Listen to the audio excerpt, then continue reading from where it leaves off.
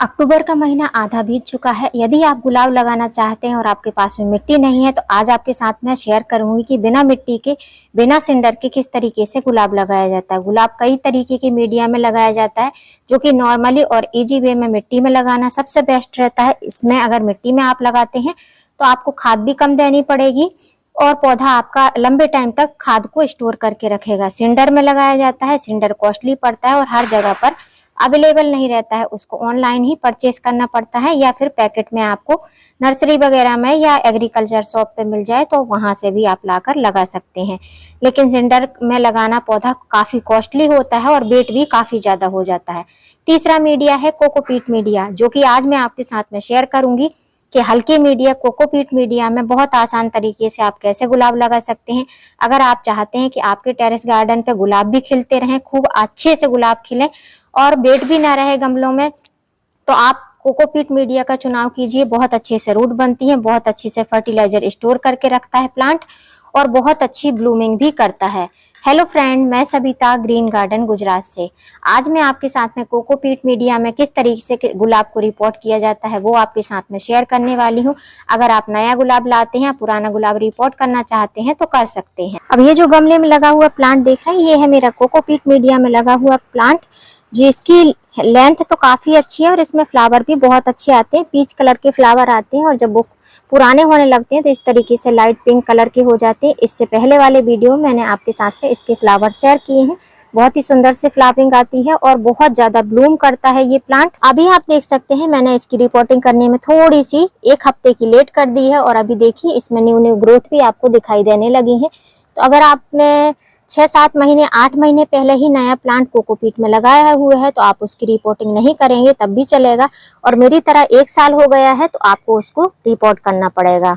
Reporting करेंगे, उसके बाद में जब इसमें नए नए नोट्स आपको अच्छे से दिखाई देने लगेंगे तब आपको इसकी प्रूनिंग कटिंग करनी है, या फिर जिस तरीके से मैं आज करने वाली हूँ मैं इसकी प्रूनिंग कटिंग भी करूंगी और रिपोर्टिंग भी करूंगी। लेकिन उसमें कुछ चीजों का आपको ध्यान रखना पड़ेगा। वो चीजों का आप ध्यान रखेंगे तो चाहे सिंडर मीडिया हो, चाहे सॉइल मीडिया हो या फिर कोकोपीट मीडिया हो, तीनों तरीके के मीडिया में बहुत आसानी से आप रिपोर्टिंग भी कर सकते हैं और प्रूनिंग भी कर सकते हैं। क्योंकि अब जो मंथ आ गया है, अब ये ठंडियों का मंथ आ गया, इसमें आपका गुलाब बिल्कुल भी नहीं मरेगा अगर आप कुछ गलतियां नहीं करेंगे तब। अब कोकोपीट मीडिया एक बहुत ही हल्का मीडिया रहता है जो कि मॉइस्चर ऐड करने के लिए रहता है, लेकिन इस मीडिया में किसी प्रकार के पोषक तत्व नहीं रहते हैं और जैसे जैसे इसमें जो है ये डिकम्पोज होता जाता है फिर इसमें कुछ भी कोई भी पोषक तत्व नहीं बचते हैं।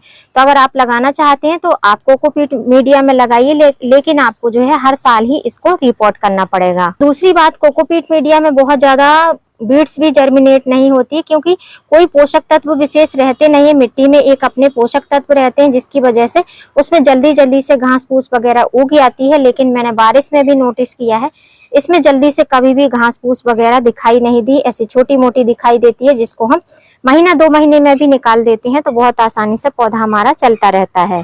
और जिन लोगों को लगता है कि बारिश में कोकोपीट में लगे हुए गुलाब खराब हो जाएंगे तो आप देख लीजिए मेरा जो है आधा ही गमला है कोकोपीट से भरा हुआ और प्लांट की हाइट आप देख सकते हैं, बहुत ही अच्छी हाइट है इसकी। और उसके बाद भी पूरे ओपन टेरेस में ही रखा हुआ था बारिश में भी, तो आप देखिए इसमें किसी प्रकार का कोई भी डैमेज नहीं हुआ है। तो अगर आप इजी वे में बहुत शॉर्टेज टाइम में गुलाब उगाना चाहते हैं तो कोकोपीट मीडिया सबसे बेस्ट मीडिया है। लेकिन मैं ये नहीं बोलूंगी कि कोकोपीट मीडिया में आपको बहुत कम फर्टिलाइजर देना पड़ेगा। देखिए इसमें मिट्टी की मात्रा नहीं रहती है तो आपको इसको टाइम टू टाइम फर्टिलाइजर देना पड़ेगा। और गुलाब एक ऐसा प्लांट है जिसको हैवी फर्टिलाइजर फीडिंग प्लांट कहा जाता है, तो उस हिसाब का आपको जो है इसके 7 से 10 दिन के अंदर इसमें जरूर ही फर्टिलाइजर देना पड़ेगा। अब इसको मैं इस गमले में से निकाल लेती हूँ, तो इसको निकालने में बिल्कुल भी दिक्कत नहीं होती। बस जो गुलाब में कांटे रहते हैं उन्हीं से बचाकर हमको इसको ऐसे टैप टैप करना है और बहुत आसानी से आपका पौधा इस गमले में से निकल जाता है। देखिए इस तरीके से नीचे मैंने सिंथेटिक कॉटन लगा कर रखा हुआ था तो वो लगा हुआ है और बाकी देखिए पूरा डिकम्पोज हो चुका है हमारा कोकोपीट, बिल्कुल एकदम बुरादे की तरह हो गया है, सड़ गया है ये एकदम से, पानी मिल मिल के इसको बारिश के टाइम में ये एकदम डिकम्पोज हो गया है। अभी जो सिंथेटिक कॉटन है इसको हमको निकाल देना है। पिछले साल जब मैंने इसकी रिपोर्टिंग करी थी कोकोपीट मीडिया में तो इसकी रूट को भी ट्रिम कर दिया था और ऊपर से भी मैंने एक साथ में ही इसमें ट्रिमिंग और जो है प्रूनिंग और रिपोर्टिंग तीनों ही चीजें साथ में कर दी थी। अब इस बार भी कुछ ऐसा ही करने वाली हूँ। तो ट्रिमिंग करने की हमको रूट की ट्रिमिंग करने की बहुत ज़्यादा ज़रूरत नहीं है, क्योंकि आप देख सकते हैं रूट ऑलरेडी ट्रिम है, इसकी नीचे से बहुत ज़्यादा रूट नहीं निकली हैं। और ये जो रूट है ये फीडर रूट है, ये बहुत ही अच्छी रूट रहती है जो हमारे पौधे को बहुत अच्छे से भोजन ग्रहण करवाती हैं। तो इन रूट को नहीं निकालना है, उसके पहले हमको ये कोकोपीट को ऐसे धीमे धीमे करके झड़ा लेना है। ये आप देख सकते हैं कुछ इस तरीके से इसमें रूट बनी हुई है। पिछले साल मैंने इसको रूट को ट्रिम करके रिपोर्ट किया था। अभी आप देख सकते हैं रूट इतनी ही बनी है। और मेरा पीच कलर का प्लांट था, अगर आप मेरे पुराने वीडियो देखेंगे तो उसमें बहुत अच्छे से ब्लूमिंग हुई थी। ये वही प्लांट है। तो अब इसकी हम रिपोर्टिंग करेंगे। तो रिपोर्टिंग करने के पहले हमने जो है इसकी जितनी भी कोकोपीट थी सारी ही कोकोपीट हटा दी है। थोड़ी अगर लगी भी रहेगी तो कोई दिक्कत नहीं है, मॉइस्चर रहेगा जिससे कि प्लांट को रिपोर्टिंग शॉक नहीं लगेगा। उसके बाद में ये जो बची हुई डिकम्पोज हुई कोकोपीट है इसको आप किसी भी पौधे को लगाने में छान के अच्छे से यूज कर सकते हैं। पहले इसको आप सुखा लें, उसके बाद में इसको यूज करें, लेकिन दोबारा ये हम यूज नहीं कर सकते हैं गुलाब लगाने के लिए। अब कोकोपीट में गुलाब लगाना है तो सबसे पहले हमको नया कोकोपीट चाहिए। ये मेरा लूज कोकोपीट है। आपके पास में ब्रिक्स वाला हो तो उसको 2 से 3 पानी आपको अच्छे से धुल लेना है और धुलने के बाद में उसको थोड़ा सा सुखा लेना है। इतना मॉइस्चर रहेगा तो चलेगा। मेरा लूज कोकोपीट है जो कि 5 किलो की बोरी में आता है, उसी को मैं यूज करती हूँ। अधिकतर वो ही मुझे इजीली अवेलेबल हो जाता है तो उसी का मैं यूज करती हूँ। अब कोकोपीट में गुलाब लगा रहे हैं तो हम खाली कोकोपीट में ही लगाएंगे। कुछ लोग क्या करते हैं कि इसमें वर्मी कंपोस्ट ऐड कर देते हैं। तो वर्मी कंपोस्ट ऐड करने से क्या होता है कि ये जो कोकोपीट रहती है जल्दी से सूखती नहीं है, जिसकी वजह से गुलाब की जो रूट रहती है वो धीमे धीमे से खराब होने लगती है। लेकिन मैंने पिछली बार पूरा जो है कोकोपीट में ही लगाया था, मुझे बहुत अच्छे रिजल्ट मिले थे। इसलिए मैं इस बार आपके साथ में शेयर कर रही हूँ कि इस तरीके से आपको गुलाब को लगाना है। अब गुलाब मैंने जो निकाला था इसी गमले में से निकाला था और इसी गमले में मैं फिर से रिपोर्ट करने वाली हूँ। इस बार जितने भी गुलाब मैं लगा रही हूँ सारे ही गुलाब में 8 इंच 9 इंच के गमलों में ही लगा रही हूँ। इससे बड़ा मैंने कोई भी गमला यूज नहीं किया है। गुलाब जब भी लगाते हैं तो याद रखना है कि ड्रेनेज होल बहुत अच्छे होने चाहिए, मतलब नीचे जो छिद्र बने रहते हैं वो काफी अच्छे होने चाहिए। अगर पुराना गमला है तो होल्स को अच्छे से क्लियर कर लीजिए या कोई भी चीज से आप इसको शार्प कर लीजिए जिससे कि होल बड़े हो जाएं।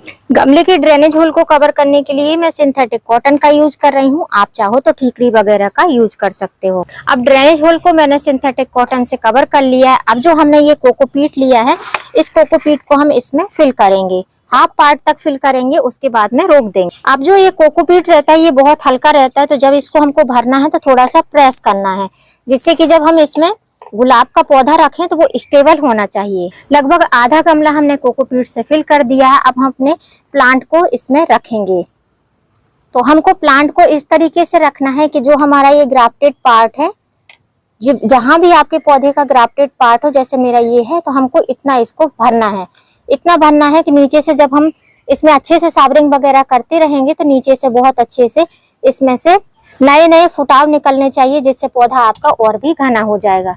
लेकिन पौधा घना हो उसके पहले आपको ध्यान रखना है कि जो कि सूखी ब्रांचेस हैं उनको आपको अभी कट कर देना है, बाद में आप कट करेंगे तो रूट डैमेज हो जाएंगी। तो उसके लिए आपको एक शार्प प्रूनर लेना है, नया पुराना जो भी हो शार्प होना चाहिए, और जो सूखी सूखी ब्रांच है उनको आपको कट कर देना है और झिझक नहीं रखना है। इनको बहुत आसानी से आप कट कर दें। जो पतली पतली ब्रांचेस हैं उनको भी कट कर दें।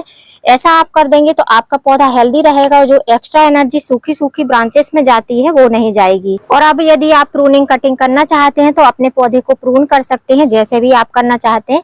आप हार्ड प्रून करना चाहते हैं तो हार्ड प्रून कर सकते हैं, जैसे मैं कर रही हूँ।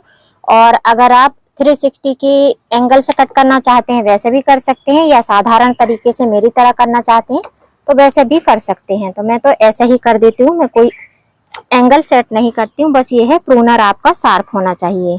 अब आप देख सकते हैं पौधा मेरा कितना छोटा सा हो गया है। अब इसकी हमको रिपोर्टिंग करनी है।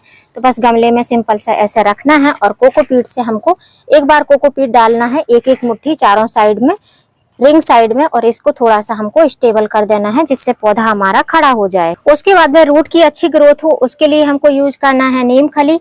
नीम खली पाउडर जो है बेस्ट रहता है। मेरे पास में 1 ही चम्मच बचा हुआ है तो उसी का यूज करके दिखा रही हूँ। बाद में मैं इसमें और भी डाल दूंगी।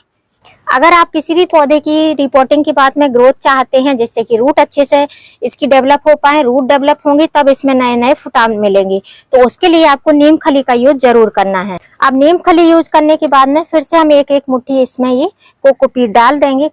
वो नीम खली को हम इस कोकोपीट से कवर कर देंगे और फिंगर से हमको दबाते जाना है। रूट को डैमेज नहीं करना है, मतलब रूट पर हमको बहुत ज्यादा फिंगर से प्रेस नहीं करना है और साइड साइड में हमको प्रेस करना है।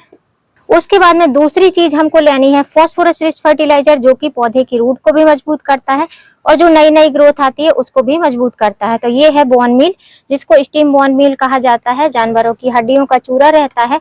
यदि आप गुलाब के पौधे में इसको नहीं डालना चाहते हैं तो आप जो है, मैं भी आपको बताऊंगी आप क्या चीज डाल सकते हैं। मैंने 1 टेबल स्पून भरकर इसमें बोन मील का यूज किया है। और यदि आप बोन मील यूज नहीं करना चाहते हैं तो ये ऑर्गेनिक डीएपी है, जिसको प्रोम फर्टिलाइजर कहा जाता है। इसको आप 1/2 टेबल स्पून रिपोर्टिंग के टाइम में अपने पौधे की मिट्टी में डाल सकते हैं। ये आपको ऑनलाइन भी मिल जाएगा, नर्सरी में भी बहुत आसानी से अवेलेबल हो जाएगा। अब मेरे पास में नीम खली थोड़ी ही मात्रा में थी, इसलिए मैंने थोड़ी डाली। अगर आपके पास में नीम खली अवेलेबल हो ज्यादा मात्रा में तो एक पौधे में आपको 2 टेबल स्पून के करीब नीम खली का यूज करना है। इतना करने के बाद है इस कोकोपीट से हमको इस फर्टिलाइजर को ढक देना है और ढकना आपको वहीं तक है। अगर आप चाहते हैं कि नीचे से बहुत अच्छे से नए नए फुटाव निकले तो आप इसमें वहीं तक जो भी कोकोपीट या सॉइल मिक्स जो भी यूज कर रहे हैं तो वो वहां तक यूज करें, ग्राफ्टिंग पार्ट के नीचे पार्ट तक। ग्राफ्टिंग पार्ट ढकना नहीं चाहिए, इस चीज का आपको विशेष करके ध्यान देना है। तो ऐसे हमको दबा देना है। अब रिपोर्टिंग करने के बाद में पॉट को हमको एक हाथ से पकड़ना है और एक हाथ से प्लांट को पकड़ना है और उसको हिलाना नहीं है। बस ऐसे ऐसे करके 3 से 4 बार आपको टैप टैप करना है, जिससे कि आपका ये जो मीडिया है, कोकोपीट मीडिया, अच्छे से स्टेबल हो जाए। अब अगर आपका कोकोपीट सूखा हुआ है तो आप इसमें वाटरिंग कर सकते हैं। अगर नहीं सूखा हुआ है तो थोड़ी मात्रा में वाटरिंग डालिए, बिल्कुल ज्यादा भरना नहीं है पानी। तो मैं बस थोड़ा थोड़ा ही इसमें वाटरिंग करूंगी, ज्यादा वाटरिंग नहीं करनी है। और कोकोपीट मीडिया में जब भी या किसी भी मीडिया में आपको पानी डालना है गमले की मिट्टी में, तो हाथ लगाकर पानी डालिए, जिससे कि पौधे में अच्छे से पानी मिल पाए और गड्ढे नहीं बनने चाहिए। इस चीज का आपको विशेष करके ध्यान रखना है। अब नेक्स्ट पॉइंट कि जो हमने इसमें कट लगाए हैं, जो हमने इसमें प्रूनिंग कटिंग करी है, ये प्रूनिंग कटिंग करने के बाद में आप इसमें फंजीसाइड लगा सकते हैं, हल्दी का पाउडर लगा सकते हैं। मैं कुछ भी नहीं लगाऊंगी क्योंकि मैं इसको ओपन सनलाइट में ही रखूंगी। और दूसरी बात, जो लोग रिपोर्टिंग प्रूनिंग साथ में कर रहे हैं तो उनको रूट को ट्रिम नहीं करना है, रूट को प्रून नहीं करना है, तभी आप ये काम साथ में कर सकते हैं, वरना नहीं कर सकते। अगर मैं इसकी रूट को थोड़ा सा कट करती तो फिर मैं इसकी प्रूनिंग नहीं करती, बस खाली रिपोर्टिंग ही करती। अब इस पौधे को अभी हमको इसमें कोई भी फर्टिलाइजर नहीं देना है। जब इसमें बहुत अच्छे से नए नए फुटाव निकलने लगेंगे, अभी आप नोटिस कर सकते हैं एक ये यहाँ से ब्रांच निकल रही है और एक छोटा सा फुटाव यहाँ से निकल रहा है, बाकी इसमें कहीं से भी नोड ओपन नहीं हुए हैं। तो जब इसमें नोड ओपन हो जाएंगे, इसमें ग्रोथ होने लगेगी, इसका अपडेट आपके साथ में शेयर करूंगी। अब इस पौधे को आपको छाया वाली जगह में रखने की गलती बिल्कुल भी नहीं करनी है। आप ओपन में ही रखिए, चाहे तो किसी प्लांट के नीचे शेड में रख सकते हैं, लेकिन प्लांट के टच में ये ब्रांचेस नहीं आनी चाहिए। इस चीज का आपको विशेष करके ध्यान देना है। ये कोकोपीट मीडिया है, इसको आपको मॉइस्चर रखना है, मतलब इसमें बहुत ज्यादा पानी नहीं डालना है। और ये जो ब्रांचेस हैं, इनको डेली ही आपको साफिंग करनी है, जिससे कि इनमें जल्दी जल्दी से नए नए फुटाव दिखाई देने लगे। मेरे पास में अभी कोकोपीट में लगे हुए 2 प्लांट और हैं, उनकी रिपोर्टिंग आपके साथ में नहीं शेयर करी है। अभी मॉर्निंग का टाइम है, शाम के टाइम में उनकी भी रिपोर्टिंग कर दूंगी। फिर जब इसका अपडेट दूंगी तो उनका अपडेट भी आपके साथ में शेयर करूंगी। तब तक इस पौधे को मैंने ओपन में ही रख दिया है, धूप भी लग रही है, थोड़ी सी छाया भी लग रही है, ऐसी जगह पर इसको शिफ्ट कर दिया है। और यदि आपके पास में कोकोपीट कम पड़ गया है, यहाँ से ज्यादा गैप दिख रहा है, जो ग्राफ्टेड पार्ट है वो ओपन दिख रहा है, तो बाद में भी आप इसमें कोकोपीट फिल कर सकते हैं। उम्मीद करती हूँ फ्रेंड वीडियो हेल्पफुल रहा होगा। तो फ्रेंड वीडियो अच्छा लगा हो तो वीडियो को लाइक करना, चैनल पे न्यू हो तो चैनल को सब्सक्राइब करना, बेल आइकन के। फिर मिलूंगी किसी नई वीडियो में नए टॉपिक के साथ। तब तक के लिए happy gardening and happy winter.